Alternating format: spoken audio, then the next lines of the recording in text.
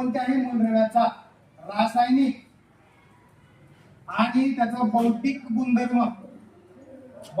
गुणधर्म हे कशानुसार सारखे होते? अणु अंकानुसार सारखे होते. रासायनिक आणि भौतिक गुणधर्म हे या अणु अंकानुसार चढत्या क्रमानुसार मांडलेले होते.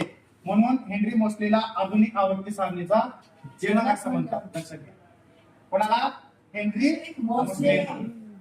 यांनी जी आधुनिक आवर्ती सारणी मांडलेली होती याच्यामध्ये बघा 7 काय होते? 7 आवर्तन आणि 18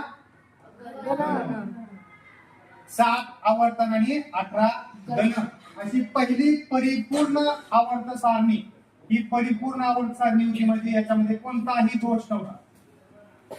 कारण त्याच्या अगोदर कुणी मांडलेली होती? त्याच्या अगोदर मेंडेलीवची आधुनिक आवर्त सारणी ही परिपूर्ण नव्हती. ती अणुवस्तुमानांकावर अवलंबून होती. तर ही आवर्त सारणी कशावर अवलंबून आहे? अणुअंकावर. म्हणजे एखाद्या पदार्थाचा किंवा मूलद्रव्याचा रासायनिक आणि भौतिक गुणधर्म हे त्याच्या अणुअंकाचं आवर्ती फल असतं. अशी ती परिपूर्ण व्याख्या होती. कशाची? या आधुनिक आवर्त सारणीची. कळलं का?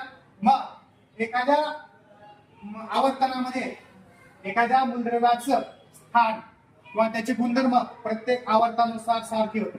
समजा एखादा आवर्तन आहे, पहिलं आवर्तन आहे. त्या पहिल्या आवर्तनाचे जेवढी मूलद्रव्ये आहेत त्यांचे गुणधर्म सारखे असणार. समजा एखादा घन आहे, या घनाचे सगळे गुणधर्म सारखे असणार. म्हणजे त्याच्या अंतर्गत असलेली सगळी मूलद्रव्ये.